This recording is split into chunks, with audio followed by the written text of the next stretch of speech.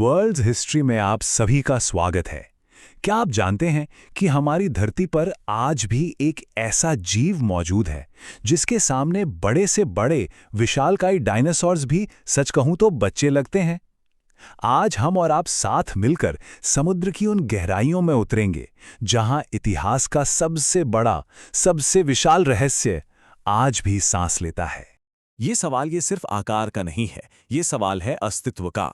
आखिर ऐसा कैसे हुआ कि एक जीव ने विकास की इस लंबी दौड़ में धरती के सबसे महान शासकों यानी डायनासोरों को भी पीछे छोड़ दिया? चलिए इसकी विशालता को जरा समझने की कोशिश करते हैं। 210 टन, ये वजन धरती के सबसे बड़े डायनासोर अर्जेंटिनोसॉरस के वजन से 3 गुना ज्यादा है। जी हां, आपने सही सुना, 3 बड़े बड़े डायनासोर और उनके बराबर एक अकेली ब्लू व्हेल। और ये तो बस शुरुआत है। इसकी सिर्फ जीभ का वजन इतना है कि उस पर एक पूरा का पूरा हाथी खड़ा हो सकता है। जरा कल्पना कीजिए, सिर्फ जीभ लगभग 3 टन। और इसका दिल वो इतना बड़ा है कि एक छोटी कार उसके अंदर आराम से समा सकती है। एक ऐसा जीव जिसका सिर्फ दिल ही हमारी दुनिया की एक गाड़ी के बराबर हो। है ना हैरान करने वाली बात? तो चलिए इन चौंकाने वाले आंकड़ों से आगे बढ़ते हैं और समझते हैं कि इस महाकाय जीव की शारीरिक रचना, इसका शरीर आखिर बना कैसे है। देखिए, लंबाई के मामले में अर्जेंटिनोसॉरस थोड़ा आगे था, करीब 35 मीटर। लेकिन जब बात वजन की आती है तो ब्लू व्हेल का कोई मुकाबला नहीं।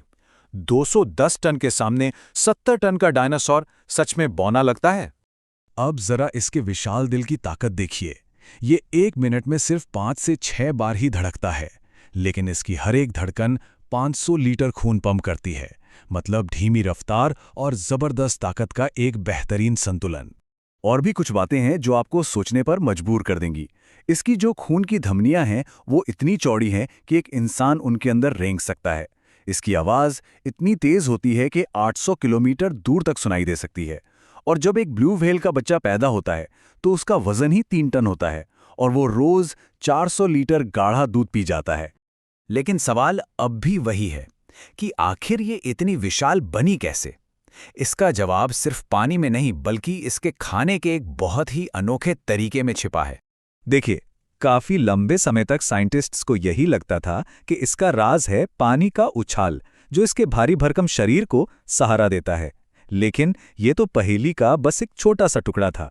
असली जवाब तो छिपा है इसके खाने के तरीके में। इस तरीके को कहते हैं फिल्टर फीडिंग। ये एक कमाल की रणनीति है। इसमें व्हेल अपने मुंह में ढेर सारा पानी और खाना एक साथ भरती है और फिर पानी को बाहर निकालकर सिर्फ खाने को अंदर रख लेती है।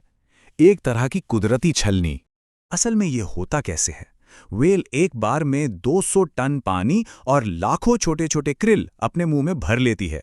फिर अपनी ब्लीन प्लेट्स, जो एक कंघी की तरह होती हैं, उनका इस्तेमाल करके पानी को बाहर फेंक देती है और सारे क्रिल अंदर ही फंस जाते हैं। इस तरह ये हर रोज लगभग 4 टन क्रिल खा जाती है। मतलब कम से कम मेहनत में ज्यादा से ज्यादा खाना। पर सवाल ये उठता है कि व्हेल को इस अनोखे तरीके की जरूरत पड़ी ही क्यों? इसका जवाब हमें लाखों साल पीछे ले जाता है, सीधे हिमयुग में। बात कुछ ऐसी है कि लगभग 3 करोड़ साल पहले बलीन व्हेल्स ने विकसित होना शुरू किया। लेकिन असली बदलाव आया आज से 30 लाख साल पहले, जब हिमयुग यानी आइस एज शुरू हुआ। समुद्र ठंडे हो गए और उनका भोजन जो क्रिल थे वो दूर दूर तक फैल गए। अब इस भोजन तक पहुंचने के लिए लंबी दूरी तय करनी पड़ती थी, जिसके लिए एक बड़े और ताकतवर शरीर की जरूरत थी। बस यहीं से ब्लू व्हेल के इस विशाल आकार के विकास की कहानी शुरू हुई। तो लाखों सालों के विकास ने ब्लू व्हेल को प्रकृति का शहंशाह तो बना दिया, लेकिन फिर एक नए शिकारी ने दस्तक दी। एक ऐसा शिकारी जिसने इस विशाल जीव को लगभग खत्म ही कर दिया। 20वीं शताब्दी में व्हेलिंग यानी व्हेल का शिकार एक बहुत ही क्रूर उद्योग बन गया। लोग ब्लू व्हेल का शिकार करते थे, उसके मांस के लिए, तेल के लिए और उसकी बलीन प्लेट्स के लिए, जिनसे महिलाओं के पहनने वाले कोर्सेट बनाए जाते थे। तबाही का अंदाजा आप इसी बात से लगा सकते हैं कि सिर्फ 1930 के दशक में हर साल 500 से भी ज्यादा ब्लू व्हेल्स को मारा जा रहा था। ये वाकई संहार की एक सदी थी। ये आंकड़े ये खुद ही पूरी कहानी बयां करते हैं।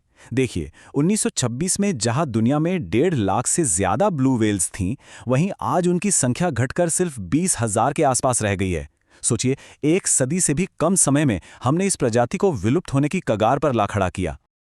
लेकिन जब ये विशाल जीव हमेशा के लिए खामोश होने ही वाला था, तब शायद इंसानियत जागी।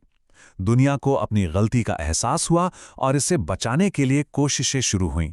साल था 1986, जब इंटरनेशनल व्हेलिंग कमीशन ने व्हेल के शिकार पर पूरी तरह से बैन लगा दिया।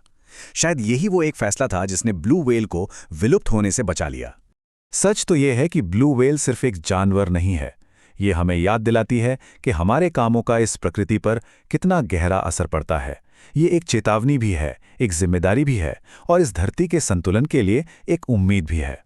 इसकी कहानी लाखों सालों के विकास की है और एक सदी के संघार की। ये कहानी आज भी समंदर की गहराइयों में गूंज रही है। अब सवाल बस इतना है कि क्या हम इसे सुन पाएंगे? हमारे साथ इस सफर में शामिल होने के लिए आप सभी का बहुत बहुत धन्यवाद।